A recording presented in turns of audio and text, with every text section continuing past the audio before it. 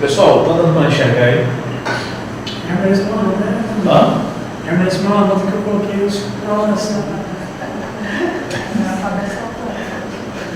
Tá porque é muito. Não tem que ter. Apaga aí pra ver.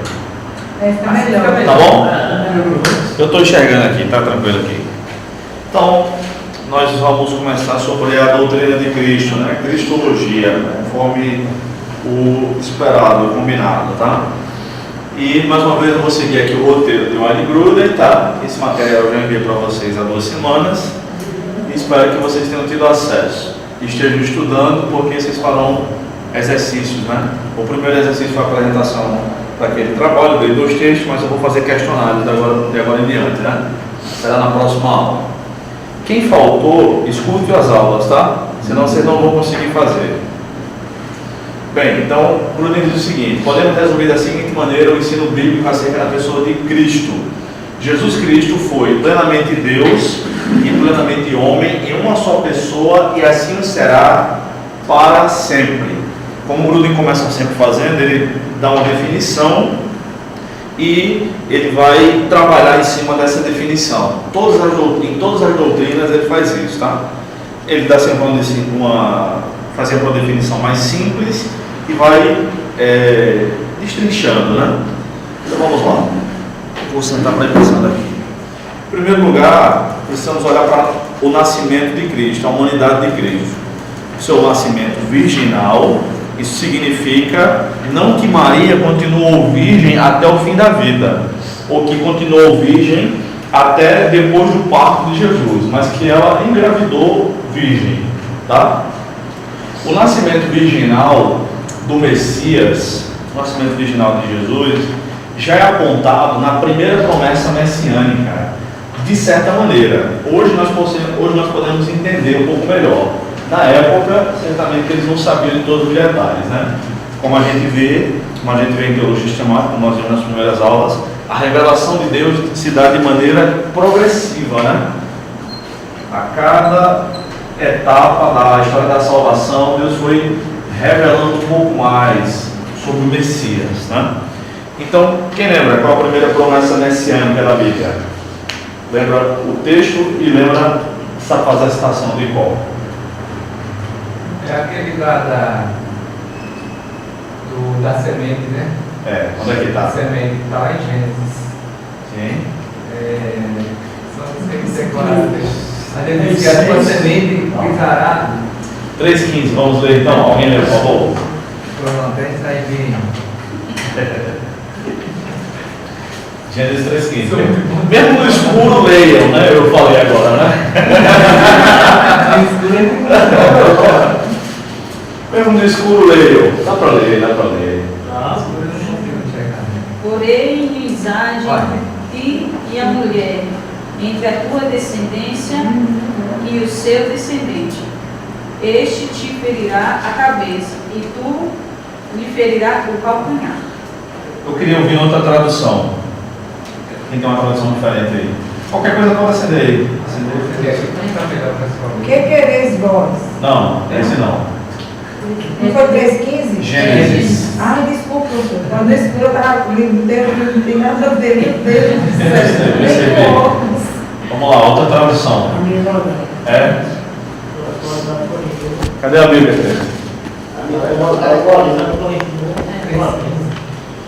Estabelecerei inimizade entre ti e a mulher, entre a tua descendência e o descendente dela, porquanto este te ferirá a cabeça, e tu lhe picarás o calcanhar. Picarás.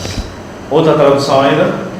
E porém inimizade entre ti e a mulher, e entre a tua semente e a sua semente. Esta te ferirá a cabeça e tu te ferirás o calcanhar. Ok. Essa versão é que eu queria ouvir. Corrigir de Calcanhar. Entre a tua semente, a semente. A tua semente. Revista e corrigir. Tá. Lê de novo para o pessoal prestar mais atenção, por favor. Qual é o texto? 3,15. 3,15. E porém inimizade entre ti e a mulher, e e entre a tua semente e a sua semente. Esta te ferirá a cabeça e tu lhe ferirás o calcanhar. Desde quando a mulher tem semente? Biblicamente falando, o homem é quem tem semente. Então isso aponta, hoje a gente sabe para que isso aponta. Na época certamente eles não sabiam. Porque a revelação foi continuando. Isso aponta para o nascimento virginal. A semente da mulher não vai ter semente masculina na concepção desse descendente aí. Tá bom? Então, pode apagar. A semente foi o Espírito, né? Alguns acham que o Espírito Santo já colocou um óvulo fecundado nela, em Maria, outro acha que o óvulo veio fecundado depois. Que diferença vai fazer? Nenhuma, tá? Não houve participação masculina, tá? Então, é o nascimento virginal. Os católicos romanos insistem que Maria teria permanecido virgem até o fim da vida. Por quê? Por causa da concepção deles de pecado original, que teria sido o sexo, tá? Mas é totalmente incoerente, porque Deus foi quem mandou praticar o ato sexual, tá? Deus é que mandou crescer e multiplicar. E o ser humano não é um ser de reprodução assexuada. Para crescer e multiplicar tem que haver relação sexual, tá? Outra questão errada na concepção católica sobre o nascimento virginal de Jesus, sobre o nascimento de Jesus, é que eu li um livro faz muito tempo, eu não lembro, estava no ensino médio ainda, de um frei brasileiro, não era Frei Beto não, tá? Tinha na biblioteca da escola um livro de perguntas e respostas assim, feitas aos católicos, e o padre lá, o frei, dizia o seguinte, que Maria, para dar luz a um ser sem pecado, teria que ser sem pecado também, tá? Então, se a gente for usar essa lógica ad eterno, né, até onde dá, a gente vai negar que o pecado existe na humanidade.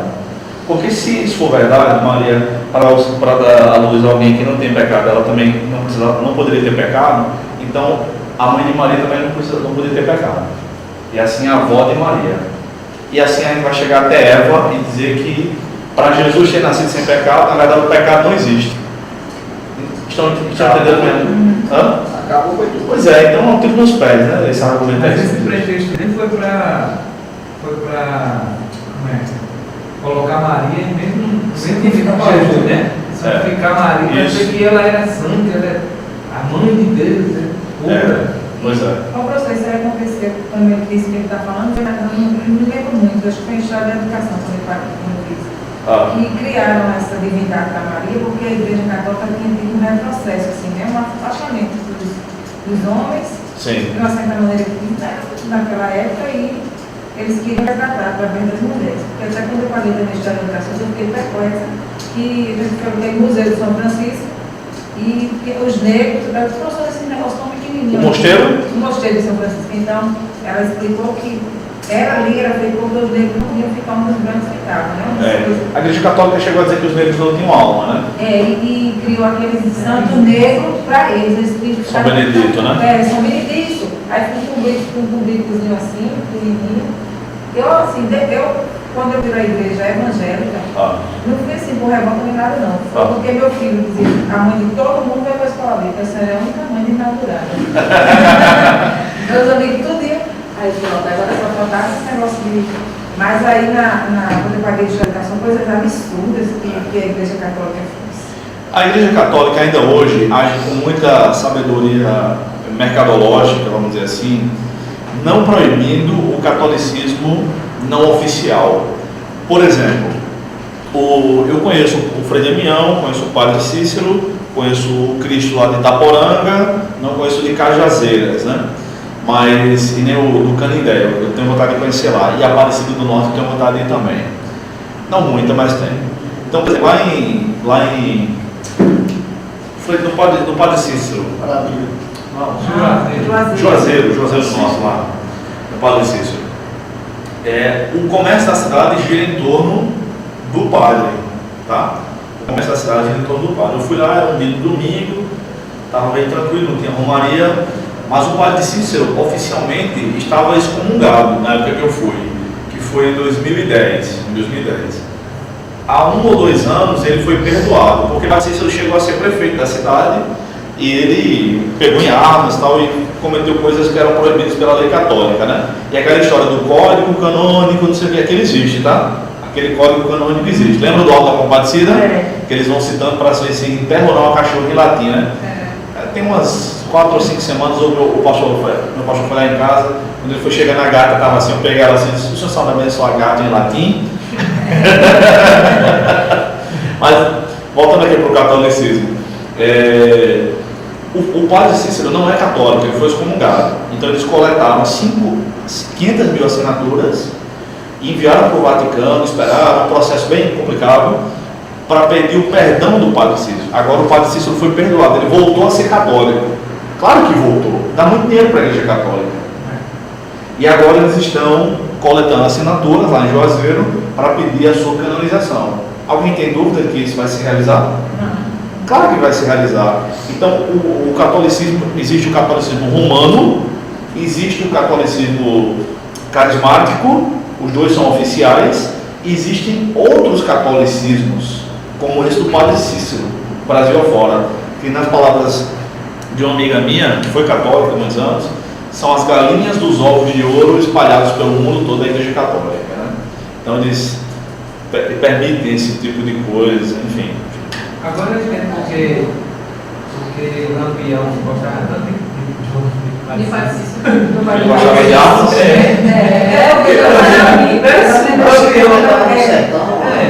que Para um de cada vez. Assim, meu avô comentava que assim, a gente escutava essas histórias quando a gente era criança lá no sertão, que ele era um dos camaradas que apoiava o cangaço.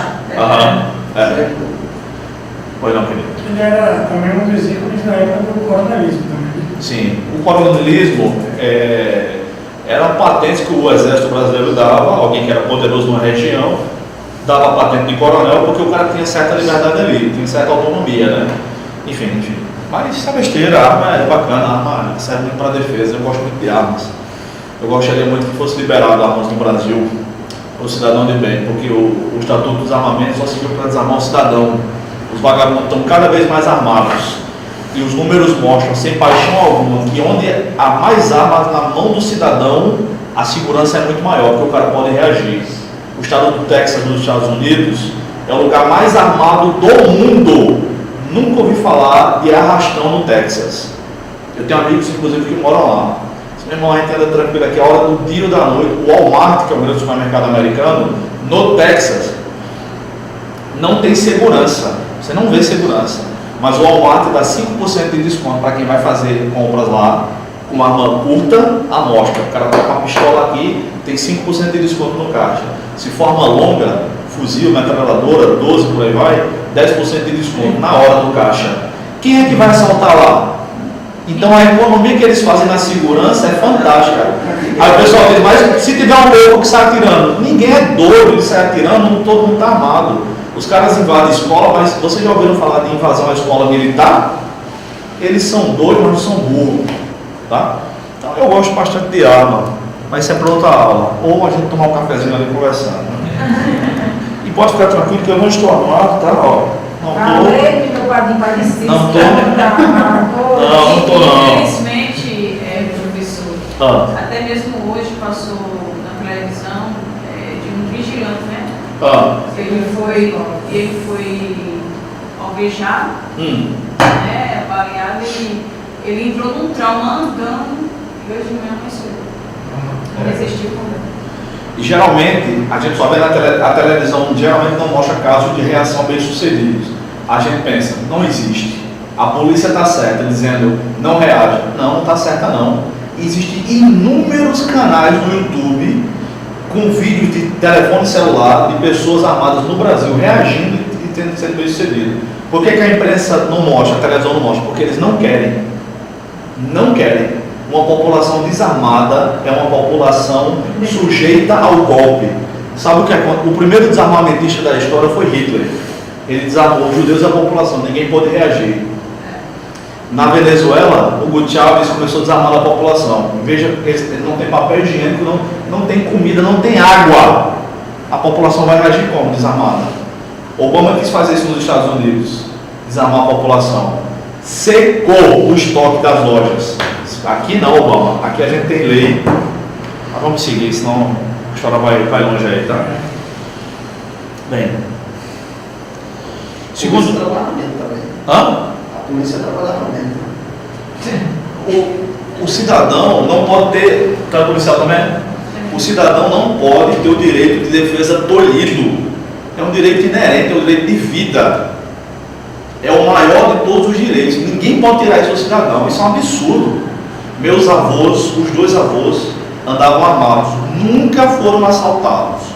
Nunca mataram. Meu pai andava armado. Nunca mataram ninguém. Nunca foram assaltados. Tiveram que entregar naquela porcaria da campanha que começou com o Fernando Henrique.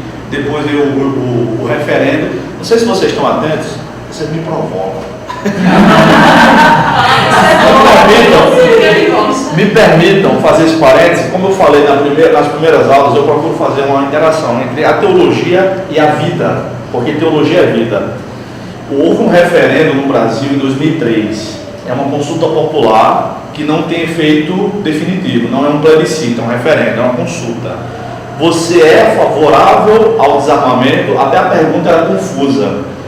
Mais de 60% da população disse não sou. O que que Lula fez, como um bom democrata que é, goela abaixo o Estatuto do Desarmamento. Por que ele não fez um plebiscito?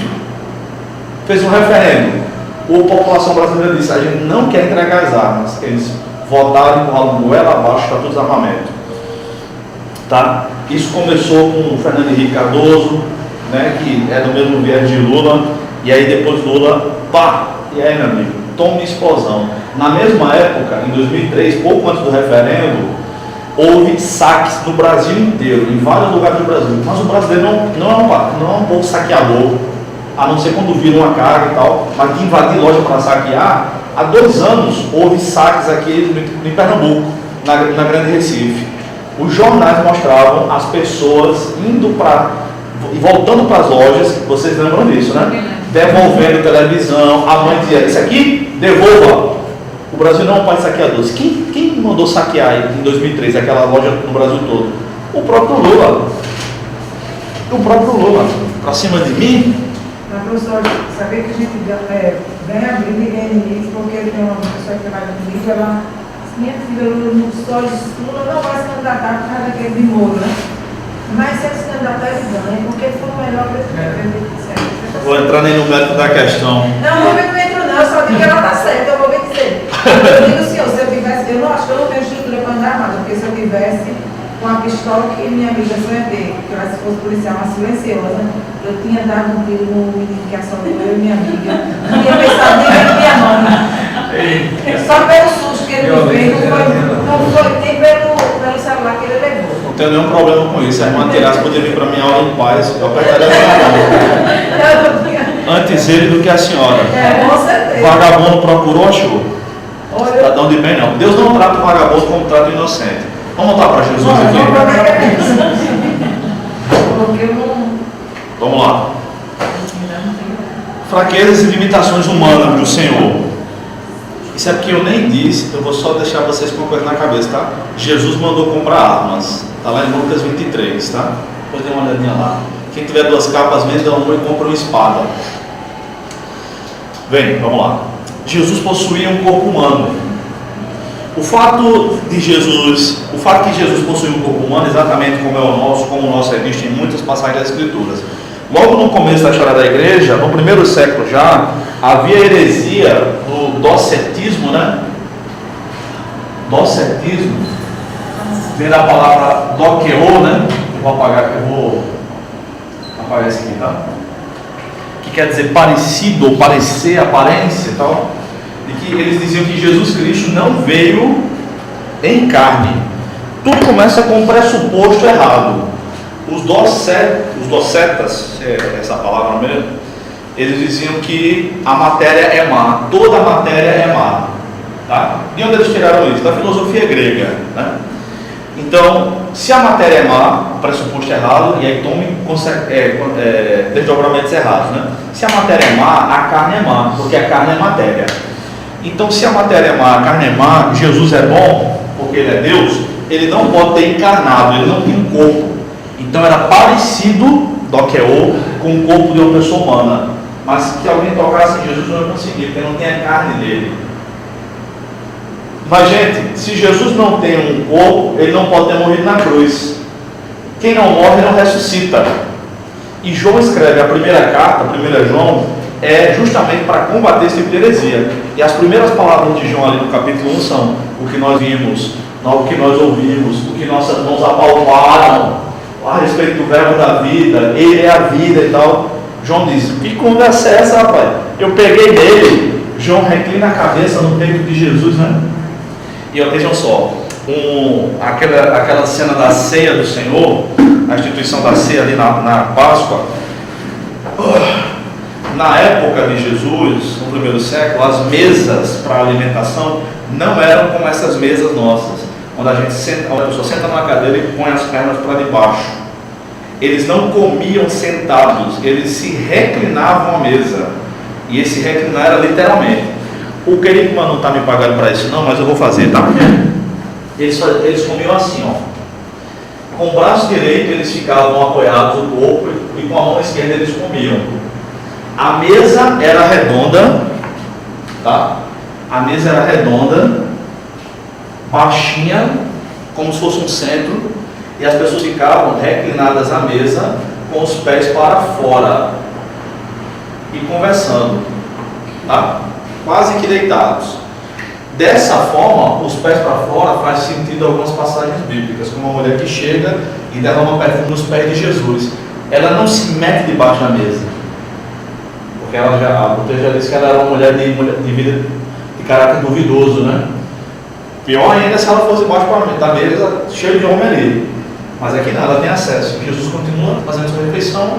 Dessa forma, todo mundo meio que deitado assim, é mais fácil para João fazer assim e reclinar no peito de Jesus, tá? Foi isso que ele fez, encostou assim, tá? Vamos lá. Então Jesus possuía um corpo humano como o nosso, que tinha terminações nervosas como os nossos, e a dor é dor mesmo. Quando ele apanhou dos guardas, ele doeu mesmo aquilo ali, não foi virtual não. A história diz que o condenado a levar aquele espancamento que Pilatos mandou ele sofrer antes de ser crucificado, ele ficava em pé, preso a um tronco, e nesse em pé ele ficava em cima de uma espécie de bacia, porque geralmente, dependendo da sua e dependendo do que tivesse no intestino dele, geralmente o condenado defecava ali mesmo. Era tanta dor que não dava para segurar. Não sei se isso aconteceu com Jesus, se aconteceu, foi poupado nos evangelhos, mas ele começou a sentir muita dor mesmo ali. Então, quando a gente sabe que vai sentir uma grande dor, a gente já fica ansioso, né? Quando eu era criança, eu tinha que fazer exame de sangue e tomar vacina. Eu lembro que eu odiava aquilo, né? E vocês sabem que o homem sente mais dor do que a mulher. O homem é mais mole. Mas isso é uma questão biológica, né? Você vê a menininha de 5 anos, toma vacina e não chora, o menino berra. Porque, não é porque ele é mole, é porque ele sente mais dor mesmo. Se fosse em composição igual, a mulher não aguentaria dar luz, mas a mulher aguenta passar por dores muito fortes como um parto. Já o homem não, o homem, como é bom, estava sentindo sua falta. Prazer, bem-vindo. Obrigado. A sala não é a mesma sem você, Mateus. Que bom. Servo de Deus. Tá? Então, as terminações nervosas eram reais. Essa coroa que tem na sua camisa aqui, com espinhos, com certeza, quando foi cravada aqui na cabeça de Jesus, o sangue correu para todo lado. Aquela figura, e na crucificação era pelada, não era com aquela tanguinha não que a gente vê, tá? Aquela imagem de Jesus crucificado, né, com um cravo na palma da mão, uma coroa de espinhos e uma gotinha de sangue bem charmosa no caninho aqui do rosto, que a gente vê nas igrejas católicas, nada está mais longe da verdade do que aquilo. Jesus, com certeza, quando chegou na cruz, ele já estava totalmente dilacerado, as costas esfoladas, de tanto que ele apanhou. Quando colocaram aquela coroa na cabeça dele, o sangue escorreu e melou ele todo de vermelho, tá? Então, melou ele todo de sangue. Aquele filme de Mel Gibson é o mais parecido com a realidade, com base na história que a gente conhece, do que deve ter acontecido. E deve ter sido um pouco mais do que naquele filme. Tá bom? Então ele sofreu mesmo, ele tinha um corpo mesmo. Jesus possuía também uma mente humana. Ele chegou, não pegou nenhum tiro nele, né? Da nossa conversa, né? Chegou agora, né? Aí estava conversando sobre armamento. Eita! Bom. Eu gosto. Existe um esporte chamado Airsoft. É pouco divulgado aqui, pelo menos pelos que eu conheço, pouca gente conhece. São réplicas de armas de fogo, tem uma ponta laranja, né? Que disparam umas bolinhas de plástico, né, que não machuca ninguém, não, sabe? Só se pegar mesmo assim no olho, alguma coisa assim. Mas existe um esporte mundial muito bacana, recomendo vocês, quem quiser dar uma olhadinha, é muito bom o esporte. É tipo chumbinho, só que o chumbinho perfura e tal. Essas bolinhas de plástico são muito bacaninhas, tá? Se eu soubesse que vocês queriam ver, eu tenho que trazer na minha Airsoft. Mas Airsoft é legalizado. Você vai editar isso? É cristologia? É. Jesus possui uma mente humana. Nós vemos isso porque Jesus aprendeu. A Bíblia diz que ele aprendeu. Tanto que ele ia crescendo em graça e sabedoria, como ele aprendeu por meio do sofrimento, que é o que diz o autor da carta aos Hebreus, tá? Então houve aprendizado em Jesus, porque ele não é somente Deus. Ele é 100% Deus, mas 100% homem. Então Jesus aprendeu a falar, ele aprendeu a andar, ele aprendeu a ler, a escrever. Ele aprendeu as coisas que uma criança precisa aprender, tá? Jesus não foi uma aberração da natureza que com anos já sabia ler, escrever, falar várias línguas. Não, nada está longe da realidade, tão longe da realidade quanto isso. Então ele, como ser humano, possui um corpo humano e uma mente humana que foi aprendendo as coisas, tá bom? Agora, como é que pode Deus caber no corpo humano? Deus é quem pode fazer isso. Só Ele pode fazer isso, tá bom? Ele é todo poderoso, tá? Então Deus Filho, que nós estudamos na semana passada, um pouco sobre a Trindade, é que Deus Filho é que veio, encarnou. Eu acho que essa pergunta que suscita tanta heresia, né? Essa pergunta, como é que Deus pode caber no corpo? Os caras pensam tanto que começa a lucubração e vai viajando, e aí já entra com heresias. É verdade. Porque realmente é quase impossível. Paulo disse que isso é o mistério da fé, né? 1 Timóteo 3,16 ele diz: grande é o mistério da fé. Deus se manifestou em carne, foi visto pelos anjos, foi justificado no Espírito, foi pregado entre os gentios. Enfim, realmente é o mistério da fé. Deus se tornar um ser humano, né? Vamos lá. Jesus possuía alma humana e emoções humanas. O meu objetivo aqui não é diferenciar alma de espírito, tá? Isso é outra teologia sistemática, tá? Que é a antropologia. A alma aqui no sentido de emoções, uma parte imaterial, tá? Alma e emoções humanas.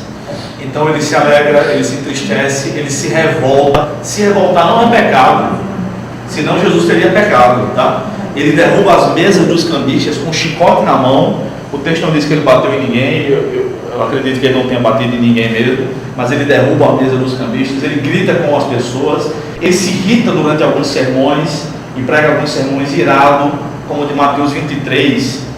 A linguagem dele é muito dura. Fariseus, hipócritas, ai de vós, vocês são semelhantes aos sepulcros caiados, bonito por fora, podre por dentro. Então ele se irrita, se alegra, se emociona. Os filmes sobre Jesus, os que eu assisti, nunca mostram Jesus sorrindo. Não sei se você já parou para pensar sobre isso. Será que já parou para pensar sobre isso? Nunca vi. Alguém já viu o filme? Jesus de Nazaré tem, Esse é aquele que a Globo passa, que Jesus se apaixona por uma moça? Não, Jesus de Nazaré. Passa na Record. Mel Gibson. Ele está rindo, ele aparece rindo. Quando deu um evangelho segundo João, né? Ele fala sobre isso. Quando ele acha Pedro, aí o Pedro agitado, irritado daquele jeito, gritando, aí ele fica rindo, a Pedro olhando para Pedro, começa a rir. Aí, quando Jesus chega, aí o que leva Jesus até ele, Pedro, aí chama o Messias. Aí Pedro diz, mais um santo? Para que eu quero outro santo? Ele era João, né? Bacana. Mas eu não vi, sabia que tinha, né?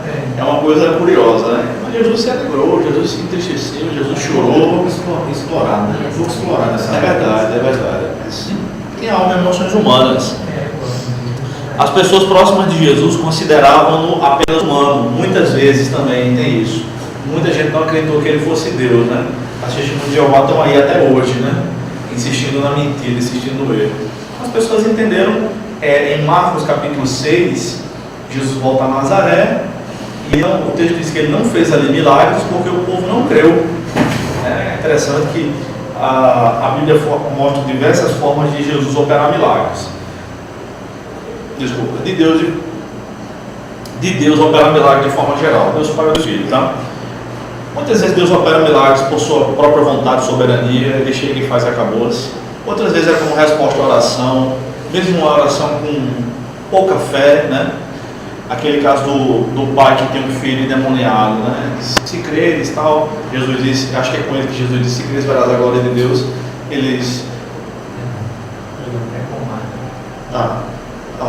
Pode ter sido outro caso também. Eu lembro de Marta, mas não sei. Eu não lembro exatamente o que Jesus disse para ele, mas diz alguma coisa. Ele diz assim: Tu crê, ele pergunta ao cara, tu crê? Tu crê, ele diz assim, tu podes, porque o discípulo não. Esse mesmo. Obrigado. Aí diz: me ajuda na minha incredulidade, né? Tenho pouca fé, mesmo assim Jesus opera. E outras vezes Jesus espera muita fé das pessoas. E quando não vem, ele não faz. Tá? Então, Deus não opera apenas de uma forma, né? Esse foi o caso registrado em Marcos 6. E as pessoas disseram, ele não é o carpinteiro? Interessante, gente, que em Marcos, Jesus não é tido como filho do carpinteiro, tá? O único pai de Jesus no Evangelho de Marcos é Deus. É Mateus que diz que ele é filho do carpinteiro. Marcos só diz assim, não é este o carpinteiro? Tá bom? Vamos lá. Por causa da ênfase, né? Bem, eu quero que vocês formem duplas. Liguem as duas luzes, por favor. Professor, eu estava lendo algumas coisas sobre teologia, aí eu vi em 2 livros que eu li que Jesus tinha uma não é fraqueza, mas é tipo uma fraqueza espiritual, né? Tinha, assim como fosse por ele ser humano, ele também sofria na questão espiritual. Como assim? Só que eles não davam referência de texto nenhum. Aí eu achei estranho isso. Mas como seria isso, esse sofrimento? Espiritualmente, porque ele era fraco espiritualmente. Aí eu necessidade de estar buscando. Isso, né? É isso aí, porque a necessidade de estar orando. Tá... Na cristologia, né? A gente falou da humanidade, falou da... Aí vinha aquela questão espiritual. Só que nem o próprio autor acreditava naquilo. Entendeu? Ele colocou lá, mas não tinha referência, não tinha nada de comentário, pulava. Fica difícil, né? Eu quero que vocês formem duplas e discutam alguns minutos sobre as tentações de Jesus, as tentações que ele sofreu. E respondam a seguinte pergunta: ele poderia ter pecado, sim ou não? Por quê? Vocês vão justificar isso, tá? Claro? Formem duplas e comecem a discutir. Fazer um trio aqui, porque ele faz duas. Um trio só. Se alguém quiser sair um pouco, porque aqui tem muito eco, fica à vontade. Vou dar 5 minutos para vocês conversarem, tá? A questão é se ele podia pecar ou não, por quê? A pergunta pode? Jesus poderia ter pecado, sim ou não? Por quê? Formem duplas. Discutam. Para fazer uma redação? Não, só para falar. Quem quer começar? Comece vocês, primeiras damas. Não, Jesus fala. Jesus poderia ter pecado? Sim, Deus. ele poderia, mas não pecou. Sim. Certo? Isso é óbvio. Não, isso é óbvio, mas a coisa mais óbvia. Isso eu acho que é uma pergunta. Por que ele não pecou? Porque ele. Não quero saber porque ele não pecou. Eu quero saber porque ele poderia ter pecado, conforme a senhora está dizendo. Porque ele era ser humano, como nós, ele estava num momento de fragilidade. Peraí. Certo, pode falar. Ele era ser humano. No momento da tentação, ele estava fragilizado. E é nessa fragilidade que vem as tentações, vem as lutas. Mas ele não pecou. Eu não acredito assim. Se eu vou ser tentado, eu vou ser tentado a quê? A pecar. Não é? Se ele foi tentado a pecar. Sim. Ele poderia ter pecado? Poderia, mas não pecou. Mais alguma coisa? Quem gostaria de falar? Todos os grupos vão falar, tá? Fala, Matheus, fala. Rapaz, Bruno, eu creio que não. Tá. Por quê? Não, porque assim, isso se deu a necessidade do nascimento virginal de Cristo. Como é? Ele não. Eu creio que por isso a necessidade do nascimento virginal de Cristo. Sim, tá. A impecabilidade está relacionada a isso. Porque aí, no momento em que Cristo não é gerado, concebido na junção de José e Maria, Sim. ele cessou o DNA natural de Adão. Sim. E tipo assim, Maria sendo apenas o meio necessário para que ele venha em matéria, Sim. mas ele era Estou entendendo, continue. Deus. Adão. Deus em essência e impecável. Entendi. Então, Adão é o representante da raça, né? Adão, o homem,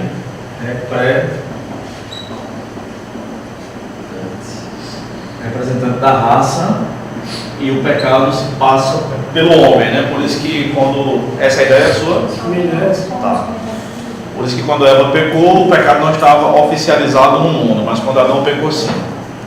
Vocês dois chegaram à mesma conclusão dele? Não. Eu fiquei. Particularmente, eu tenho ainda bastante dúvida sobre isso. Certo. Mas eu olhar para Romanos e ver Deus e ver Jesus como sendo o próprio Deus e representando também, sendo o segundo Adão, e sendo perfeito no que Adão, no que Adão falhou, eu acredito que poderia ter a possibilidade. Poderia. Mas ele não fez para ser perfeito, coisa que Adão não fez. Deus o fez para ser perfeito. Não. Não entendeu? Ele não pecou para que ele fizesse Jesus. perfeitamente o que Adão não fez. Certo, o segundo Adão melhor. Isso. Perfeito. Segundo melhor. A esperança dos vascaínos é esse versículo, né? Que o segundo é melhor.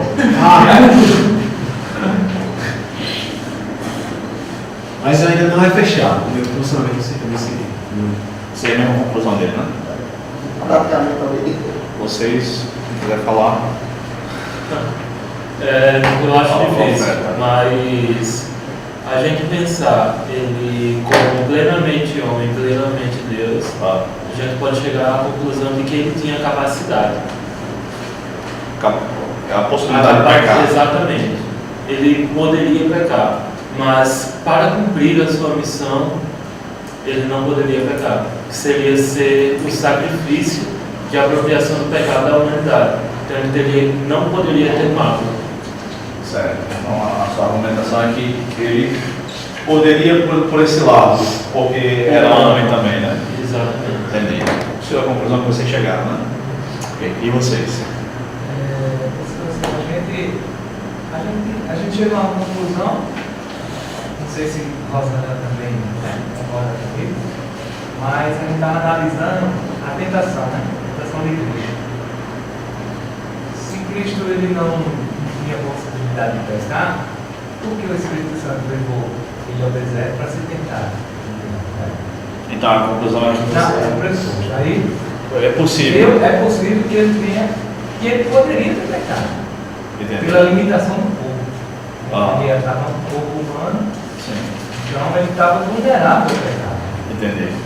Mas ele mesmo decidiu não pecar. Entendeu? E também eu vou lá para Filipenses. Quando ele mesmo, né, se humilhou. Ele decidiu se humilhar, decidiu tomar forma de servo, humana. Né, e ele mesmo partiu da atitude dele, por isso que o Paulo diz assim, tendo em vós a mesma atitude que houve em Cristo Jesus.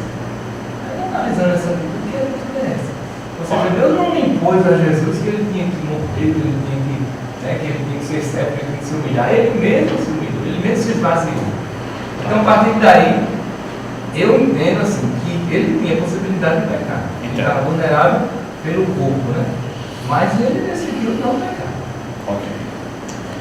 Então, vamos lá. Vamos começar por esse texto de Filipenses, tá? A humilhação de Jesus é a própria encarnação, tá? E o fato de se humilhar não tem nada a ver com pecar ou não pecar, tá? A humilhação é a encarnação. E assumiu a forma de servo não significa que Deus não lhe impôs a morte, né? Apocalipse 13, 8 diz que Jesus Cristo foi morto antes da fundação do mundo, tá? Então isso é uma decisão trinitária, não é decisão apenas de Deus Filho, tá? E não é isso mesmo que eu quero dizer, não é uma decisão apenas de uma das pessoas da Trindade, mas é uma decisão trinitária, tá? Esse texto não aborda essa questão. O fato de 2,5 de Filipenses dizer assim, tende em vós o mesmo sentimento, a NVI que traz atitude, né? É uma palavra difícil de traduzir, tende em vós o mesmo sentimento / atitude, seria a ideia, que houve em Cristo Jesus. É atitude de serviço uns aos outros, tá? Mas vamos lá. Pelo que eu percebi, a maioria da argumentação de vocês, tá? Não se ofendam por isso, está olhando para esse viés aqui de Deus homem, como ele sendo 50% homem e 50% Deus, tá? Mas isso aqui está errado. Ele é 100% homem e 100% Deus. Isso aqui não é igual a 200, é igual a 100%. Isso é um mistério da fé, a Trindade. Tá bom? Jesus não poderia ter pecado, mas não significa que a tentação não foi real.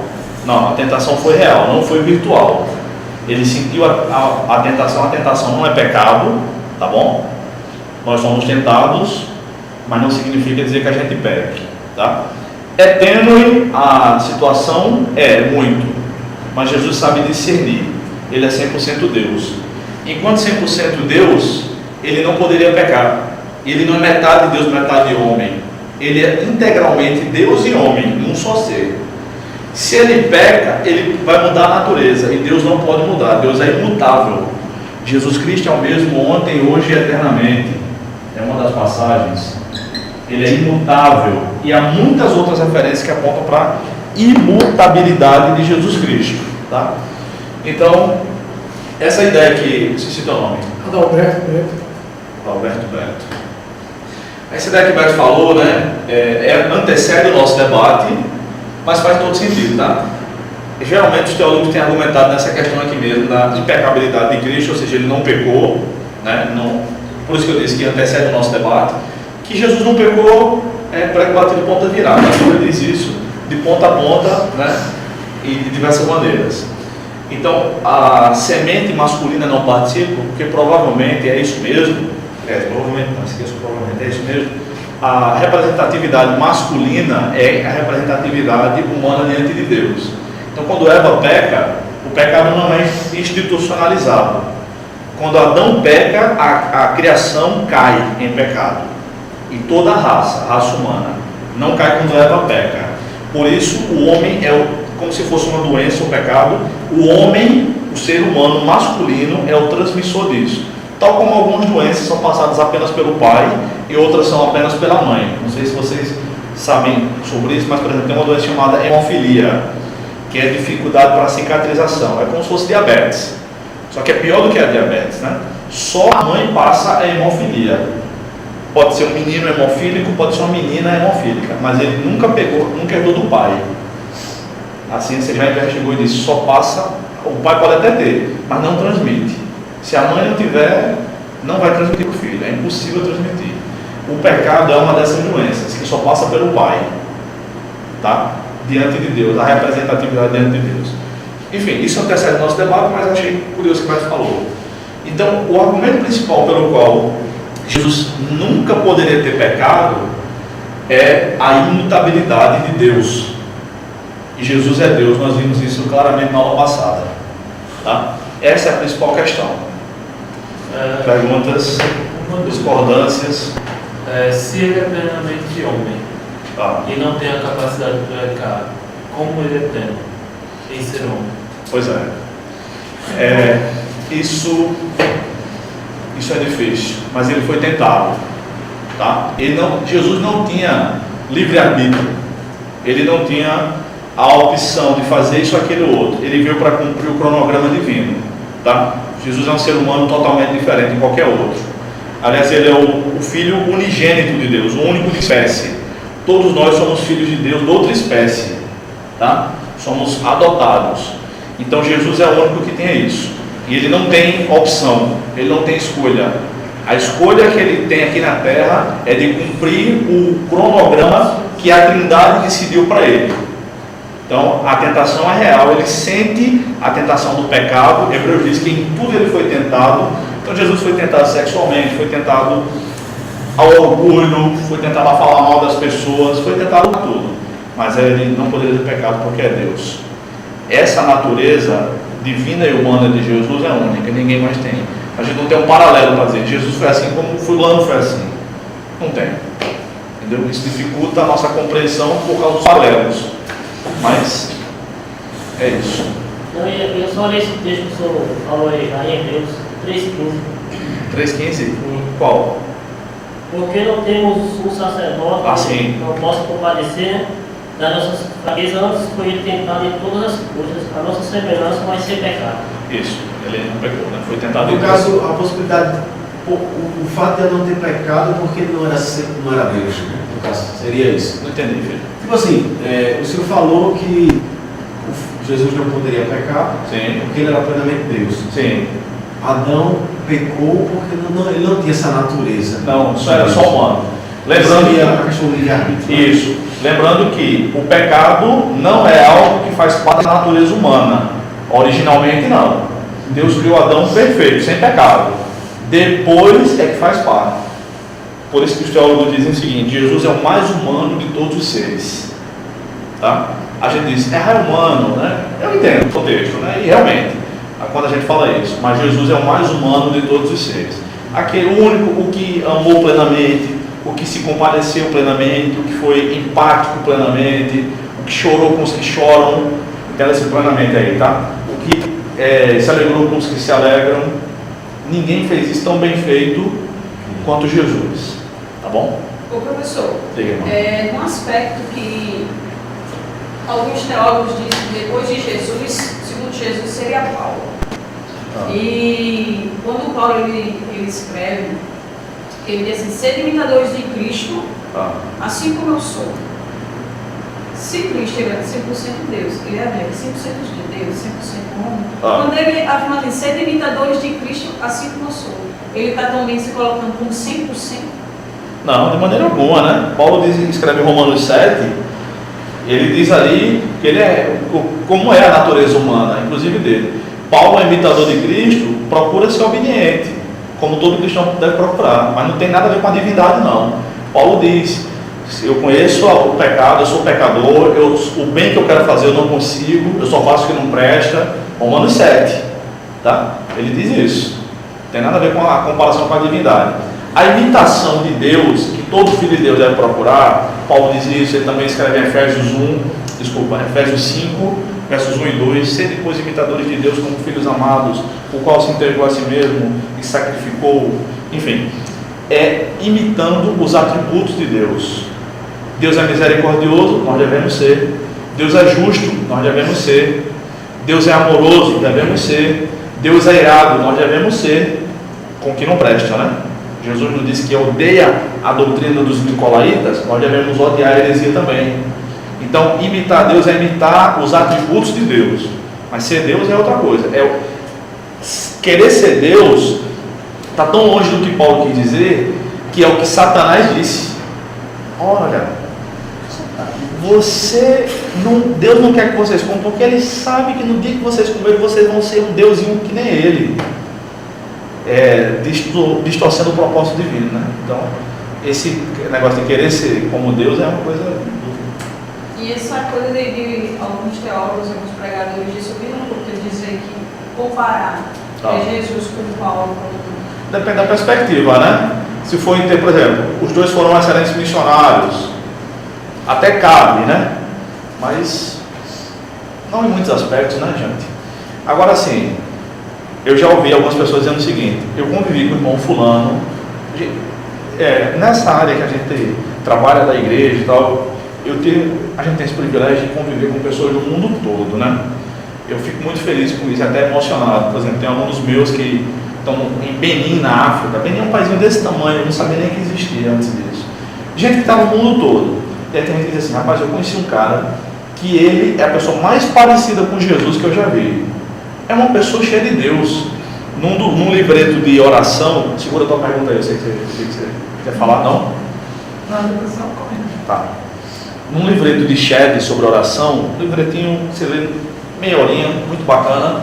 Ele fala sobre um irmão lá que orava muito. Eu esqueci o nome do cara, era um inglês, tá? Mas não é John Hyde, não. O homem que orava.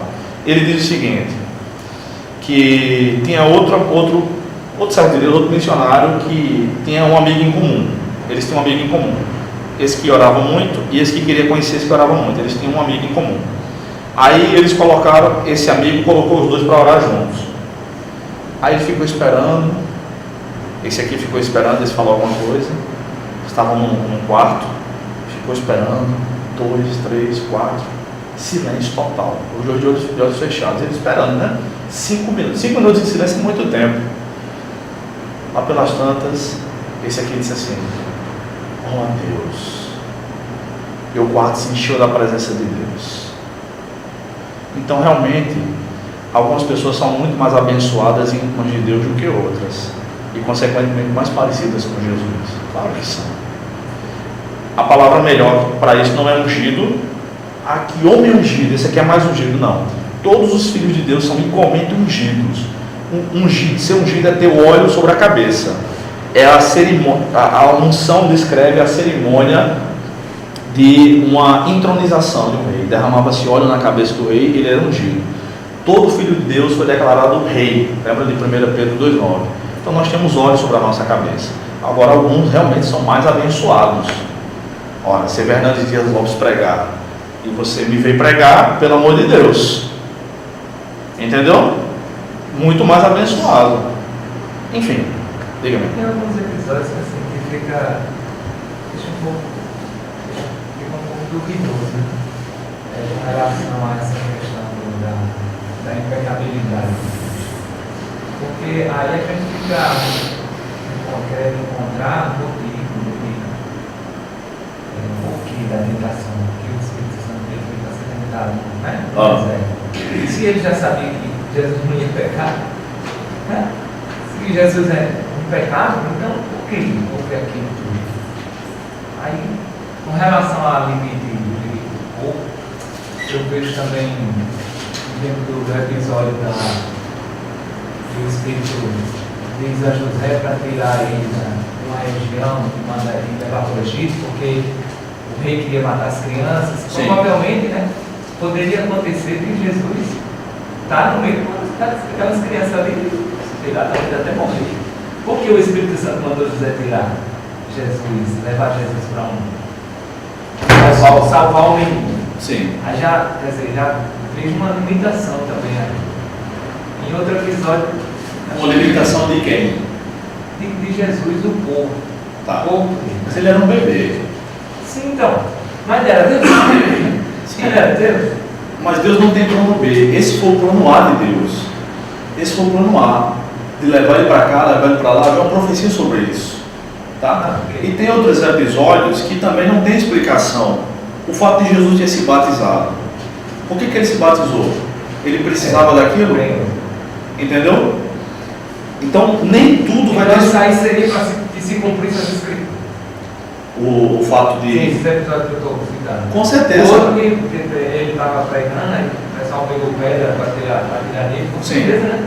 Sim. Ali, ele provavelmente seria atingido, e ele se ocultou no meio do povo. Sim, não tem nenhum problema nisso. Tudo isso faz parte do plano A de Deus. Deus não tem plano B. Toda a vida de Jesus foi traçada. Ele é morto antes do mundo ser formado. Entendeu? Todo o ministério de Jesus... Não, conclua. Esses episódios que a gente encontra um pouco de dúvida para entender essa questão da impecabilidade, porque aquela questão do deserto, Sim. tentação. Porque não parece que ele resistiu o pecado. Não parece o quê? Que ele resistiu o pecado. Ele não tinha como pecar. Então por que ele foi tentado? Ele não teve força para resistir. Hebreus diz porque ele foi tentado, para poder nos socorrer. Hebreus diz, ele pode socorrer porque em tudo ele foi tentado. Ele não foi tentado para cair, não é isso. Ele foi tentado para nos socorrer. A tentação não foi virtual, foi real, porque senão a gente diria isso aí. Para que eu vou recorrer a Jesus se ele não foi tentado? Agora não, a gente pode recorrer porque ele foi tentado. Tentação é real. A possibilidade de pecar não. Para provar que não foi também, né? Peraí, como é? Para provar na carne aquilo que o homem sofre. Isso, ele é o nosso sumo sacerdote. Tá? Vamos ver aqui em Lucas capítulo 4, abram aí por favor, Lucas 4. Esse é o capítulo quádruplo em relação ao Espírito. Lucas 4, vejam aí.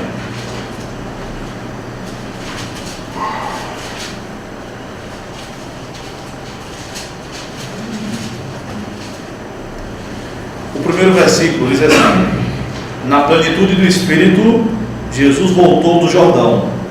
Então Jesus vai para o Jordão na plenitude do Espírito. Ele vai guiado pelo Espírito. E foi levado pelo Espírito para o deserto. Então, pelo Espírito ele vai, pelo Espírito ele vem. Duas referências. Versículo 14. No poder do Espírito, Jesus voltou para a Galiléia. Então, pelo Espírito Santo ele vai para o Jordão, ele vai para o deserto, ele vai para a Galiléia. E no versículo 18 ele diz: o Espírito está sobre mim. Então o ministério de Jesus é pleno do Espírito. Para onde ele vai porque o Espírito guia. Vai para a Galiléia, vai para o Jordão, vai para o deserto, vai para a Galiléia. A pregação dele é sobre o Espírito. Ele foi ungido pelo Espírito, Atos 10:38. Todas as etapas da vida de Jesus são dirigidas pelo Espírito. Tá? Ô Bruno, então no caso assim, só para ficar no caso, quando ele diz assim que tudo ele foi tentado, porém não cometeu nenhum pecado, é justamente para mostrar essa impecabilidade de Cristo. Sim. Porque se ele tivesse cometido algum tipo de pecado,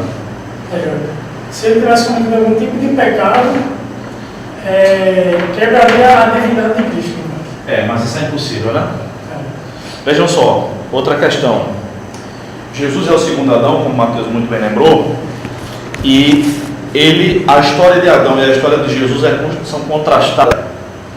Adão foi tentado estando em qual lugar? No deserto. Jesus foi tentado no paraíso, desculpa, no paraíso. Adão. Jesus foi tentado aonde? Quantos pecadores haviam lá de Adão? Só. Ou nenhum, já que ele estava presente ali, ele viu a cena, né? O texto hebraico deixa isso claro. Ele veio ele repreender Eva, né? Ele foi um babaca, um frouxo. Me dá um também, me dá um pedaço também. Tá bom. Quantos pecadores estavam lá de Jesus? A humanidade toda, não necessariamente no deserto, mas todo mundo já era pecador.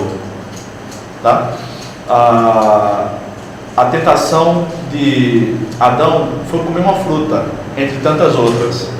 As tentações de Jesus foi ser o maior ser humano mais famoso do mundo. Então vejam que tudo em Jesus foi mais enfático.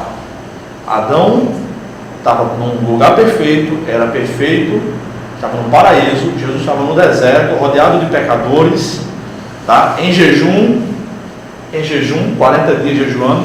Ele deve ter tomado água, porque o texto diz que ele teve fome, mas não diz que teve sede, né? Enfim, é um contraste. O segundo Adão, mesmo em circunstâncias mais adversas, é melhor. Ele pode nos socorrer por causa disso. Situações mais profundas. Bem mais profundas. Sobre o que o senhor falou de pecados, de pessoas mais abençoadas, eu vi a filha de Shelby.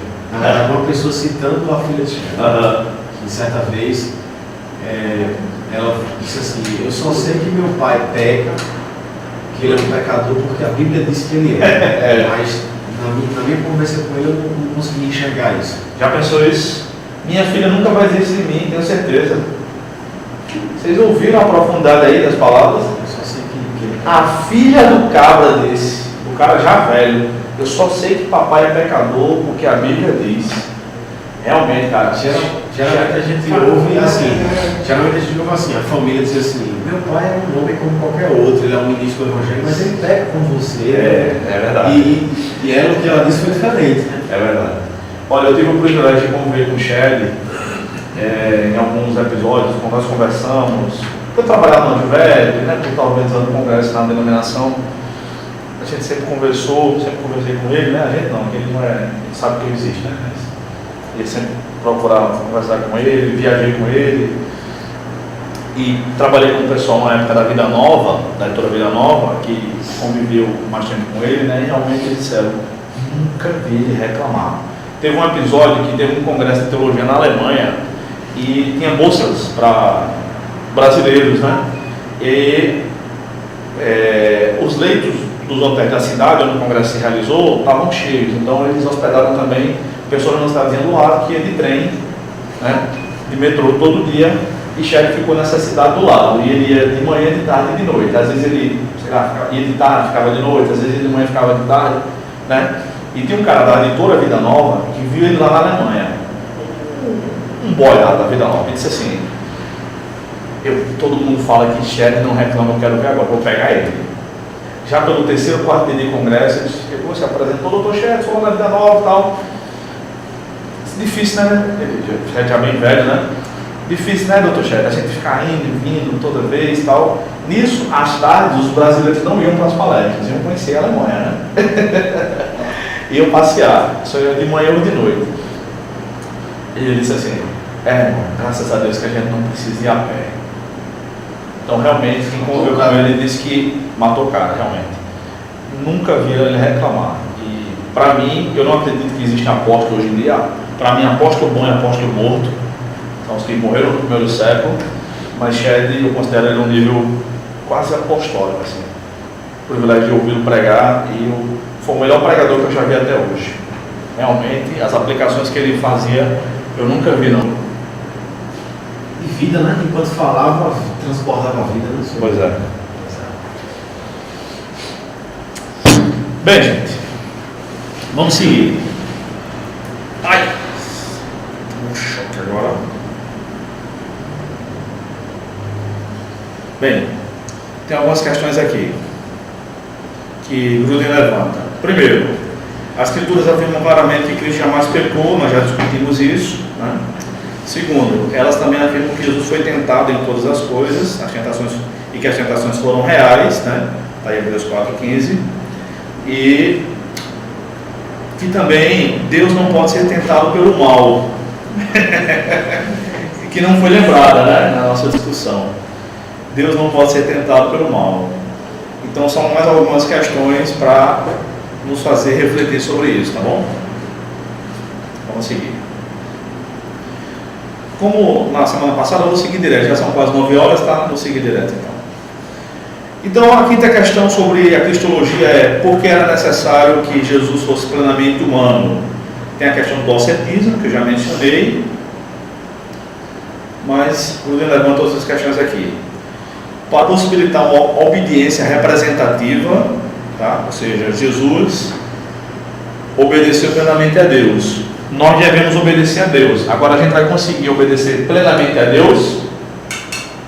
Sim ou não? Com dúvida? Não. Nós vamos conseguir obedecer plenamente a Deus, sim ou não? Não. Claro que nós somos pecadores. Então é possível alguém passar um tempo sem pecar? Agora quanto tempo é possível, eu não sei. Né? Será que 24 horas é muito tempo? Para mim é. 4 minutos, talvez, 24 segundos. É porque a Bíblia descreve muitas coisas como sendo pecado, né? Uma omissão é um pecado. Né? Então, John Wesley. Dizer que não pecou é pecado. Oi? Dizer que não pecou é pecado. Pois é, o que João diz, né? 1 João 10, aquele que diz que não tem pecado é mentiroso, faz de mentiroso, ele diz. Minha mãe está me ligando. Deixa o cara em xeque, mano. Não tem nada. Você acha nunca limite, filho? Não tem como. Tá? John Wesley, que foi um fundador do metodismo na Inglaterra no século XVIII, né? Ele escreveu sobre algumas questões que são mal compreendidas hoje em dia. Ele fala da perfeição cristã. John Wesley nunca propôs a ideia de que é possível ser perfeito aqui na Terra. Não é essa a ideia. É um erro aí na nomenclatura de Wesley, tá? Então, quando ele fala de perfeição cristã, a visão dele é uma visão pentecostal do batismo com o Espírito Santo. É disso que ele está falando. Não é da impecabilidade humana, não.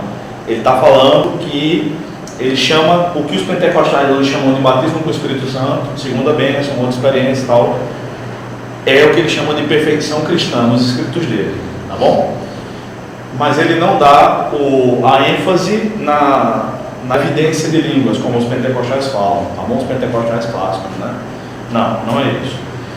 John Wesley escreveu mais de 200 livros, nós temos pouquíssima coisa dele em português, porque a maioria das editoras, porque as grandes editoras evangélicas brasileiras são calvinistas, né? Então não faz sentido traduzir o livro de Wesley.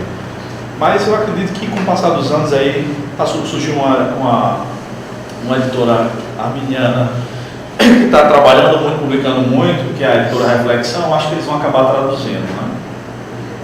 Tem um discípulo dele, um aluno, alguma coisa assim, que começou a expandir essa ideia. Não foi, no caso, ele tinha uma ideia de que realmente seria a santificação, a busca pela santificação, mas alguém que andava com ele distorceu isso de modo que, eu não sei se a Priscila Benção que falava da questão do não pecar mais. Eu lembro que eu estudei sobre pentecostalismo e eu falei sobre isso. Que não foi próprio de John Wesley. Ele falava muito de santificação, de busca, de oração. Mas alguém que viveu contemporaneamente com ele pegou isso dele e transformou em outra coisa. Eu não lembro o nome do sujeito. Não sei se foi Charles Finney. Esse mesmo. Foi ele? Foi. Isso. Nenhum cristão sério aceita isso, né? Basta olhar para si, gente. Isso mesmo, Charles Finney. Basta olhar para si para saber que a gente nunca vai deixar de pecar nessa terra. Não tem como, né? Não tem como. Eu estava ouvindo um professor falar e ele disse assim que um irmão chegou para ele e disse: faz 5 anos que eu não peco. Eu ficava safado, né, velho? Não dá uma sacada nesse cabra. Aí ele disse assim: rapaz. Quanto que ele não levou? Pois é. Vai ser quanto que ele não levou? Cabo de peio, o cabo desse cabo não leva nem a sério, né? Aí o professor disse assim: se eu conversar 5 minutos com a sua esposa, eu descubro. Né? Não tem como, gente. Não tem como passar tanto tempo sem pecar assim. Vamos lá. A próxima pergunta que não tem nada a ver com a sua falando aí, né? Sim, o Corinthians vai ser campeão. Não quero saber do seu projeto, não. Falou que não tem nada a ver, não? Pra você que. Diga aí, Esse irmão. processo de santificação, né? Que a igreja, há pessoas que dizem a santificação é só você orar. Eu jamais para a oração eu digo que a gente tem com o Senhor, você pode orar em todo tempo. Mas se você só orar e você não tiver uma vida que condiz a palavra de Deus, aí que santificação é essa? É fajuta, né? A santificação é um ato e um processo, né? Deus nos santificou no momento que nós cremos, Ele nos tornou santos. E é um processo também que a gente deve continuar buscando, né? Na palavra, na oração. John Stott, né, aquele teólogo anglicano inglês, ele foi casto a vida toda, né? Ele morreu solteiro, né? Ele fez essa opção. Dizem as más línguas que a paixão da vida dele era a secretária dele, mas ela se casou e ele não quis mais ninguém. Frustrou-se. Mas também se é boato, né? Não sei. E uma vez ele esteve aqui na Geração 77, que foi um evento que teve lá em São Paulo. Hã? Essas coisas O máximo é em 77. É tipo aquele paulista do Corinthians. Gol de Basílio. Na verdade o jogo foi em 78, em janeiro, mas tudo bem. Então vamos lá. E aí um grupo de... Eu conheci alguns pastores que eram adolescentes, jovens, né? Foram para lá, né? E lembram de tê-lo visto pregar e tal. E ele pregava e depois respondia perguntas. Tem uma pergunta que foi assim, né? Como é que o senhor consegue tirar tanta coisa de uma passagem tão pequena, né? Tanta informação? Aí ele respondeu: trabalho. Mas o que me chama a atenção nessa pergunta da irmã, nesse comentário da irmã, é que um grupo entre esses participantes do congresso puderam conversar com ele. E um dos irmãos foi o pastor Ricardo Barbosa, que, se eu não me engano, ele é pastor presbiteriano da igreja de Brasília. E Ricardo Barbosa disse o seguinte, perguntou: como é que o senhor faz? O senhor é um solteiro, jovem, como é que o senhor vai se manter casto? Aí ele disse: eu leio a Bíblia, eu oro, eu participo da ceia do Senhor. É isso que eu faço. Não tem atalho, né? Vida cristã, não tem mistério. Se não tiver disciplina nisso, tá, irmão? Não tem como. É porque a gente porque sua realidade é outra, né? Os problemas no meio da igreja, não sei, mas quando você anda assim, para escutar o povo. Quem foi que disse? Desculpa. E você vê, aí, não, ó, minha irmã, eu já vou numa igreja ali. Aí você escuta cada coisa. Eu já fui para uma igreja assim para escutar realmente a pregação. Quando eu cheguei lá, eu fiquei o tempo todo em casa, eu disse: Jesus, não deixa o povo entender isso como verdade, não sabe? E olha que eu não sei nada da Bíblia, não. A gente vai e você escuta cada besteira, mas as pessoas por falta assim, de entendimento mesmo. Não, eu vejo isso direto, mano. Eu vejo isso direto. Só de igreja grande, não. Olha, perto da minha congrega tem 2 igrejas, né? Já saiu, já era uma, já agora já outra. Essas igrejas que tem Pentecoste, eu não tenho nada contra. Mas também é assim, é um risco para quem está ali, porque aí você escuta cada besteira. Quando a irmã ouviu um negócio assim: sai daqui, Satanás! Tô brincando. Vamos lá. Olha um choque aqui. Caramba, um choque danado. Você, garoto, trabalha em você todo dia. Eu passo o Deus, rapaz. Sempre que o senhor está falando do Corinthians, mas se eu falasse do Flamengo, não vou descer no nível, não, irmão. Tá falando de Jesus, não dá pra. Peça perdão pela palavra, peça. Tá certo. Eu vou continuar esse Flamengo. Vamos lá, gente. Jesus possibilita uma obediência representativa, né? A perfeição é Cristo, Ele é o nosso alvo, Ele é o nosso objetivo e é nele que nós devemos nos espelhar, né? Gente, no evangelismo é muito comum as pessoas virem nos indagar sobre o que esse e aquele pastor fazem, né? As pessoas têm a ideia, as pessoas não cristãs, de que crente é tudo igual, é uma religião só, então todo mundo pensa igual, né? Então vocês devem se deparar com isso também, eu penso, na comparação, né? Você está pregando aqui, mas o Edir Macedo é um ladrão. O cara, sim, eu sei. Aí eu digo: eu sei que é. Mas uma coisa que eu geralmente digo para os irmãos, se eu puder dar uma dica de evangelismo, não entre nessas coisas. Evangelize e, se der tempo, você responde as perguntas depois. Né? Uma pergunta que um amigo meu ouviu e a resposta que ele deu, tenho praticado, é que ele estava evangelizando uma vez e alguém começou a acusar: não, mas pastor fulano, eu conheço um pastor que fugiu com a... Ele era casado, fugiu com uma mulher que era casada da igreja, roubou o dinheiro da igreja, não sei quem, e fez não sei o que e tal. Aí ele disse: eu acredito em tudo isso, mas não é sobre nenhum desses caras que eu vim falar aqui, eu vim falar sobre Jesus. Jesus nunca fez isso, nunca ensinou a fazer isso. Quem segue a Jesus não faz isso. Acabou, meu. Acabou. O foco deve ser Jesus, na vida cristã e na comunicação do Evangelho, né? Acabou. Tá?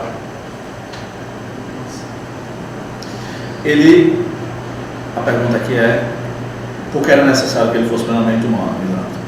Para possibilitar uma obediência representativa, para ser um sacrifício substitutivo, tá?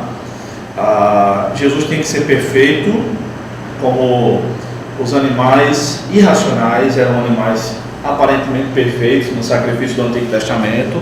O Cordeiro de Deus que tira o pecado do mundo tem que ser um sacrifício perfeito também, tá? É interessante demais, acenda aí por favor, Barão Carlos, que o Novo Testamento menciona, pode acender as duas, o Novo Testamento menciona alguns sacrifícios para os cristãos. São algumas práticas que a Bíblia chama de sacrifício, mas nada disso é para perdão de pecados. Falando agora de sacrifício de Cristo, eu lembrei. Abram aí por favor, o primeiro deles está em Romanos 12. Eu vou anotando aqui, tá? Romanos 12, 1. Portanto, irmãos, exorto-vos pelas compaixões de Deus, que apresenteis o vosso corpo como sacrifício vivo, santo e agradável a Deus, que é o vosso culto racional.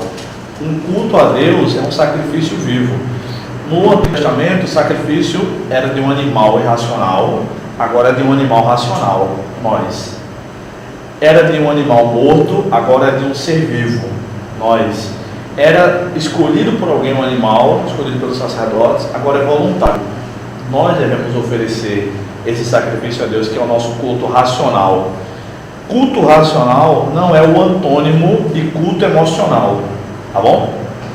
Vou explicar. Culto racional é o antônimo de culto irracional.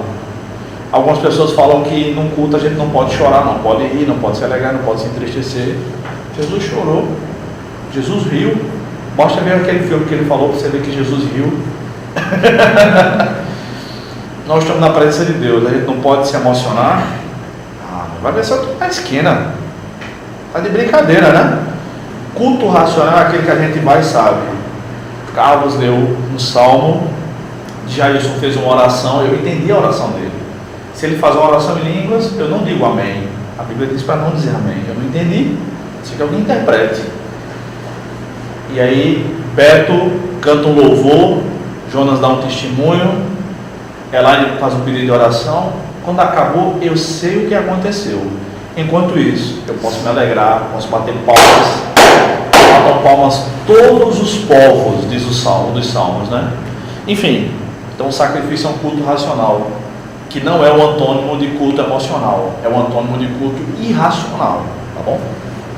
Tem mais sacrifício. Aí o irracional seria do animal. Ou a gente pode prestar um culto irracional, é um culto que eu não entendo nada do que aconteceu. Se o som não estiver bom, eu não estiver entendendo o que o pregador diz, tornou-se um culto irracional já. Então tem pessoas que pregam e a gente realmente não entende nada. O cara fala uma mistura do povo, eu acho que às vezes uma palavra acima do Bíblia. Pois é. Realmente se torna irracional. Exato, e Deus não aceita isso. Tá? Você falando isso, irmão, eu lembrei. Sempre que evangelizar, tem gente que foi povoado. Aí ele não pegou a palavra. Fala pra gente, irmã, tudo bem? Ele falou assim, né, que você tem que adequar a linguagem ao lugar que você está. E eu me identifico muito na área de missões de evangelismo, eu gosto muito, principalmente uma coisa que eu aprendi, a ouvir as pessoas têm necessidade de falar. Quando você vai, eu gosto de ir para um lugar bem simples. E a gente estava num determinado povoado aí, e a irmã que foi dar a palavra, ele disse assim, foi na pesca dos peixes, da rio. Aí ela bem simples, não leu o texto, né, mas depois foi explicar. Olha, eu não esqueço o nome, mas o que é que ele vai dizer assim? Olha seu Pepe, o senhor imagina quando o senhor vai para o rio aí pescar. Jesus lá diz assim, joga a rede, seu Pepe. Quando vê, ó, era cada lapa de peixe. Claro que o homem entendeu, e a linguagem dela foi totalmente assim, bem contextualizada e ilustrativa. É diferente de chegar com uma linguagem dessa numa igreja, né? É verdade. E há essa necessidade. Quando o senhor fala de culto irracional, também é uma coisa que, às vezes, as pessoas. Eu já determinei pessoas assim, já não tive conflito, porque eu me calo, eu gosto muito de ouvir. Tá? Não, minha filha, esse culto aí não foi determinado. Me diga por quê. Não. Tá aí. Você acha que só tinha Deus se fosse para lá e para cá, pulando, gritando? Eu não contesto. Se achou, eu vou pedir a Deus que abra seu entendimento. Mas eu, de mim mesmo, eu já fui para um culto que com uma palavra, como você disse, tem um louvor, aí, ai meu Deus, esse homem que vai pregar. Isso eu não era nem crente ainda assim, evangélica, não tinha ainda. Foi quando o Matheus começou a ir para a igreja, meu filho muito cachorro. Aí o irmãozinho pregou lá em Efésios, mas eu saí dali tão leve com aquela palavra. E por que Deus não falaria, né? Sim, pois é. Deus usa a gente porque não pode usar os outros. O que a gente tem que os outros não têm? Diploma? Desde quando Deus se importa com diploma? Como é, Beto? Usa uma mula, meus amigos. Usa até um professor de teologia que é pior que uma mula. Gente, o segundo sacrifício está em Efésios 5, versos 1 e 2. Vou anotar aqui, tá?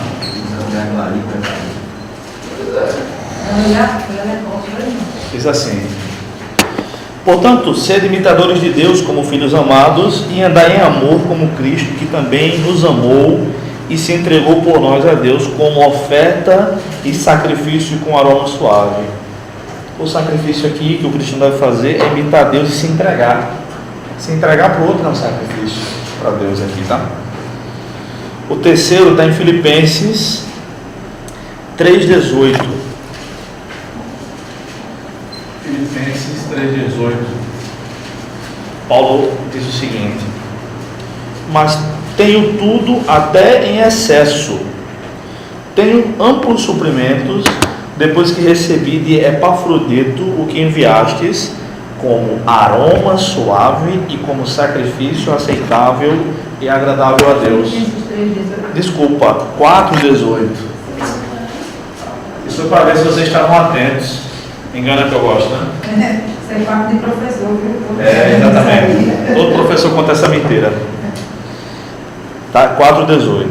O sacrifício aqui é ofertas para a obra de Deus. Todo cristão tem que fazer isso, né? E o quarto está em Hebreus 11. O quarto e o quinto também pertinhos. Desculpa, Hebreus, deixa eu olhar aqui, 13. Hebreus 13, 15 e Hebreus 13, 16. 13 e 15 diz assim: assim, por intermédio dele, ofereçamos sempre a Deus um sacrifício de louvor, que é fruto dos lábios que declaram publicamente o seu nome. Louvor é elogio, né? Louvor na Bíblia é elogio, tá? Na nossa concepção hoje, louvor é música. Mas o Provérbios 31 diz assim: a mulher que tem nosso Senhor, essa será louvada. Quer dizer que o professor vai fazer música para ela? Não, quer dizer que ela será elogiada. Não é isso? Então, aqui é uma vida de gratidão a Deus, esse sacrifício. E o quinto sacrifício, no versículo seguinte, é fazer o bem. Mas não vos esqueçais de fazer o bem e de repartir com os outros, porque Deus se agrada de tais sacrifícios. Então há sacrifícios para o cristão, há esses 5 sacrifícios que o Novo Testamento menciona. E olha aí o sermão de domingo. Que não é para o crente, fazem parte da nossa relação com Deus. Tá bom? Vamos voltar para Jesus aqui. Alguma pergunta, gente? Vocês sabem que, né, para ser o único mediador também entre Deus e os homens, Jesus é o único mediador e é tido como Jesus Cristo homem. Ele é o mediador. Então nós só podemos chegar até Deus através de Jesus Cristo. E vejam só que coisa curiosa, nós dizemos que a oração deve ser feita em nome de quem? Em nome de Jesus. E o que significa isso? Na mente do crente, de maneira geral, significa dizer a expressão no final da oração: em nome de Jesus, amém. Mas não é isso que significa orar em nome de Jesus. Não tem nada a ver com isso. É sobre o envio de Jesus. Em nenhuma oração no Novo Testamento essa expressão aparece. Será que eles não estavam orando em nome de Jesus? Nas orações das cartas de Paulo, nas orações em Atos, estavam orando em nome de Jesus, sim ou não? Sim, mas a expressão em nome de Jesus não aparece. Aquele caso da cura do coxo na porta do templo, que ele diz aquele versículo que eu disse para minha esposa, né? É a esposa, não é? Tá certo. Não tenho nem prata nem ouro, mas o que tenho te dou. Esse versículo foi o que eu disse para minha esposa, antes de conhecer, né? Aí, agora sim, aí diz: em nome de Jesus Cristo, levanta. Aí ele puxa o carro para dá um pulo. Isso aí não é uma oração. Ele está ministrando uma cura, tá bom? Mas as orações em nome de Jesus é que a gente sabe que está orando e a gente só está diante de Deus por causa de Jesus. Nós somos essa é a expressão mesmo. Nós estamos aqui sendo representados diante de Deus por causa de Jesus. Por isso que a gente tem acesso. Isso é orar em nome de Jesus. Se você diz ou não diz a expressão em nome de Jesus no fim da oração, no começo ou no meio, não faz nenhuma diferença. Agora eu recomendo que vocês continuem dizendo. Até para... Processo comum também, né? Você vai vendo, vai reproduzindo, aí você entende o sentido, já continua fazendo, mas entende o sentido. Exato. O importante é o sentido. Né? Isso. Ficou claro?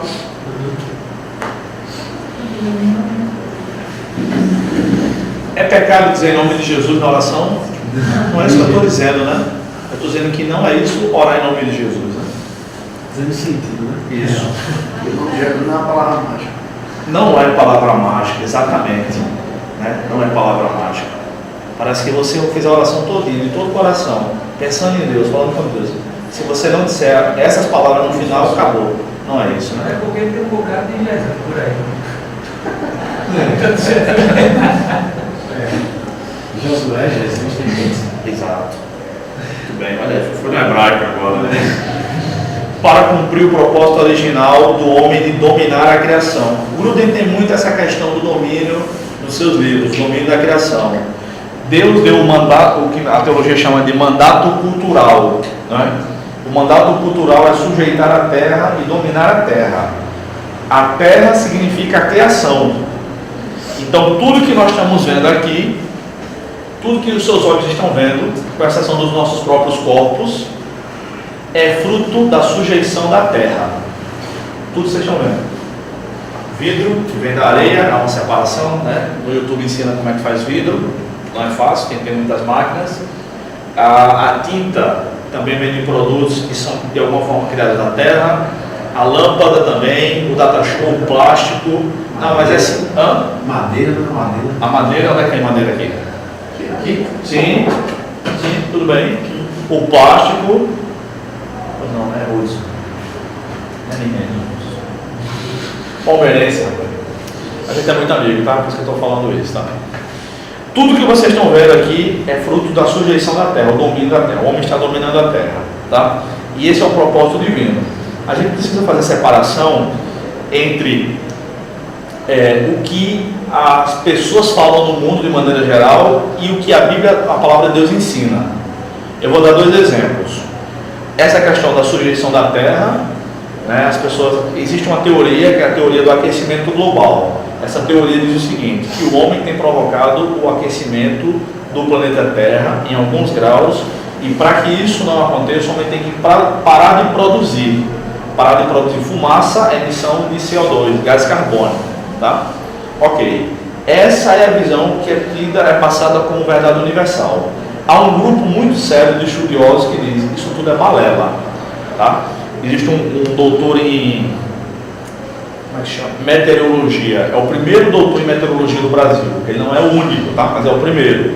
Ele já é idoso. Luiz Carlos Molion. Vale a pena pesquisar esse homem na internet. As palestras dele, os debates, ele diz que aquecimento global não existe, isso é um mito. A Terra passa por transformação climática que dura em torno de 30 anos. Então, nesse inverno aqui, esfriou de uma pessoa. Eu tive que vestir camisa em casa. Eu não fico de camisa em casa. Fez frio de uma pessoa. Eu sou profundamente calorento. Aí eu perguntei para meus amigos. Fez frio no sertão. Fez frio no sertão, passou no jornal, cara. Passou no jornal. Cara, casaco. Cadê o aquecimento global? Olha ali comendo meio cada pipoca. Então a gente precisa analisar o que a palavra de Deus diz, tá? O que é que a palavra de Deus diz? Que Deus colocou todos os recursos da criação para nossa sujeição e bênção. Então, pode continuar fabricando papel, pode continuar imprimindo no papel, porque vai plantar mais árvore, vai crescer mais, tá? Não estou dizendo que a gente vai destruir a criação. Abraão plantou uma árvore e invocou em nome do Senhor. Mas essa conversa eu não acredito. Outro exemplo, o cristianismo é a religião do comunismo. Vamos repartir tudo. Na igreja, em Atos, lá em Jerusalém, havia um comunismo cristão. As pessoas trocavam os bens, ninguém tinha falta de nada. Primeiro, isso não tem nada a ver com o comunismo, porque o comunismo, politicamente falando, é imposto. Ele é imposto. As pessoas são obrigadas a serem iguais. E sabe como? Sendo todas pobres. Todas pobres. Vocês são tudo igual agora. Isso fere inúmeros princípios da palavra de Deus. Vou começar com a criação. Deus criou seres humanos de maneira diferente, somos diferentes. Então nós temos habilidades diferentes, nós temos gostos diferentes. Deus nos criou assim. John Stott diz o seguinte: quando é que Deus começou a agir na nossa vida? Quando Ele nos criou, não foi quando Ele nos salvou, não. Aí ele deu esse exemplo, inclusive, no livro lá. Se você era jogador de futebol antes de ser cristão, ao se converter, continue sendo jogador de futebol, até segunda ordem, porque Deus lhe deu aquelas habilidades, veio de Deus, tá bom? Esse é um dos princípios que o comunismo fere. Outro princípio, o 8º mandamento: não furtarás. Como assim? O mandamento não furtarás pressupõe o direito à propriedade privada. Eu tenho direito a possuir o que eu consegui comprar honestamente, o que eu produzi. E você não pode furtar, porque é um direito meu. Então, o comunismo fere esse mandamento também. O comunismo também fere a ideia de disparidades. Isso é sutil na linguagem. Por exemplo, distribuição de renda. É o quê? Não existe distribuição de renda. Não existe. O que existe é produção de riqueza. Tá. Distribuição de renda pressupõe que existe uma renda que está lá em algum lugar e aí a gente vai distribuir. Não existe isso. Se você produz, você ganha. Nossa, Neymar ganha tanto dinheiro, R$1 bilhão o passe dele. O que você tem a ver com isso? Está com inveja? Inveja é pecado. Ele faz dinheiro. Ele lá na França, lá em Paris, ele vai produzir dinheiro para o clube, vendendo camisa, vendendo ingresso, já está dando resultado, ganhando jogos, ganhando títulos. Então não existe distribuição de renda, existe produção de riqueza. Os lutadores de MMA dos Estados Unidos, sabe como é que eles falam? Eu produzo tantos bilhões para o MMA. Porque eles fazem isso. Tá? Então veja só. Até na eternidade haverá pessoas distintas, uns com mais, outros com menos. O plano de Deus nunca foi a igualdade, nunca foi, tá bom? Há uma piada ateia que eu vi aquele camarada, como é o nome daquele careca que é filósofo, historiador? Karnal. Pondé, ele respeita muitos crentes, né? Ele respeita Karnal, não. Esse é Karnal até no nome, né? Esse é infeliz. Ele nem é filósofo, né? Ele é historiador, mas ele realmente é um ótimo palestrante. Então eu vi Karnal falando, eu comecei a assistir a entrevista dele em Jô Soares, ele foi 2 ou 3 vezes a Jô, mas eu parei, eu digo, não vou acrescentar nada à minha vida com esse cara não. E eles começam a desdenhar do cristianismo, do Deus das Escrituras, e eu assisti até um certo tempo. Eu gosto muito de assistir entrevistas, de ver biografia, a história das pessoas, me fascina muito esse tipo de coisa. E a Karnal contou uma piada que para ele foi excelente, né? No outro dia eu usei a piada para provar o contrário, que ele estava dizendo, e vou falar agora. Ele falou o seguinte, a piada do ateu é o seguinte: estavam umas crianças brincando, e elas de repente começam a discutir. E a discussão, aí tem um adulto perto, e o adulto se oferece para ajudar. Eu posso ajudar e tal? Sabe, por favor e tal. Qual é a questão? A questão é a seguinte: a gente comprou um bocado de bala, e um pacote de balas, e a gente quer dividir aqui. Só que está dando um problema, porque teve um que deu mais dinheiro, tem um que tem mais fome. Qual é a forma correta de dividir? Aí o cara disse assim: vocês querem que eu divida segundo a sabedoria dos homens ou segundo a sabedoria de Deus? As crianças responderam: segundo a sabedoria de Deus. O cara era ateu. Aí pegou uma bala, deu para uma criança, pegou um monte, o resto deu para outra criança, deixou a terceira sem nada. Essa é a piada ateia, e que Deus faz isso com os seres humanos, tá? Aí a conclusão é: Deus não é democrático. Concordo com a conclusão. Deus não é democrático, Ele é soberano. Por que a gente começou a falar sobre isso? Dominar sobre a criação. Vamos lá. Deus é soberano. Então Ele distribui tudo conforme Ele quer. Na parábola dos talentos, Jesus disse que um senhor deu um talento para um, 2 talentos para outro, 5 para outro, não é isso? Ok. Deus distribui os recursos. Um talento, gente, são 34 quilos de ouro. 34 quilos de ouro. Sabe quanto é que dá hoje 34 quilos de ouro? A grama do ouro está R$140. Então o quilo do ouro é R$140 mil. 140 mil vezes 34 dá 4 bilhões e 700 milhões. Isso é um talento. Tá bom? Um talento só. Jesus, naquela parábola ali, o Senhor que distribui os talentos é Deus, não é? E aqueles que recebem os talentos em proporções distintas são os servos de Deus, ou os seres humanos de maneira geral. Ok. Mas quem foi que criou o ser humano? Deus nos criou já com capacidades distintas. Na eternidade, Jesus disse que um vai receber domínio sobre 10 cidades, outro sobre 5 cidades. A Bíblia também diz que nós vamos receber, é uma coisa muito difícil de entender, porque todos seremos plenamente satisfeitos em Deus, no céu, então não vai haver ninguém mais feliz do que o outro, mas também ninguém pode receber mais status do que o outro, porque no céu somente Cristo será louvado. Mas nós vamos receber recompensa de acordo com as nossas obras, os salvos, né? E quem tiver feito muito para a glória de Deus vai receber muita recompensa. Quem tiver feito pouco vai receber pouco. Então são erros. O comunismo é um grande erro que, se a gente não tiver cuidado, a gente é influenciado. A conversa é bonita, né? O diálogo. Como é, irmão? Eu já sei que eu vou ser o mais pobre na nossa. Tá bom. A sereia é muito bonita. Isso. Outra coisa é que as propriedades na igreja de Atos, elas eram dadas voluntariamente, cada um tem a sua propriedade. E a gente vê nas cartas: Paulo, tal, a igreja que se reúne na casa de fulano, a casa é dele. A casa não é da igreja não, dos crentes não, a casa é dele. Ele vende se quer, se quiser. Foi o que Pedro disse para Ananias: você tem um terreno, era seu?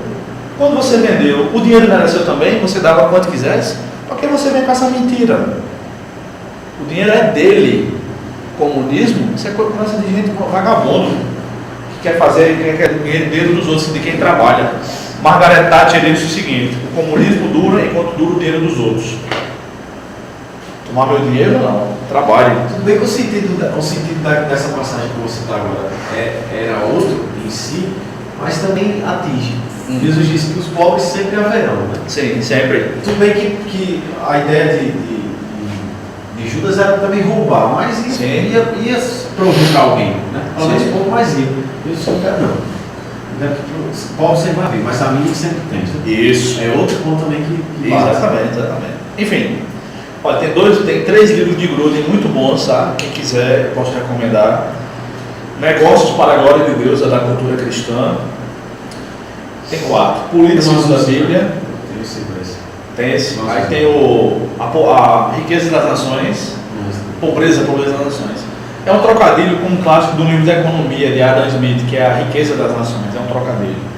E um que é Fé e Economia. Enfim, são 4 livros que nos ajudam muito a entender essas questões. Bem, vamos encerrar esse 5º ponto e a gente vai para casa, né?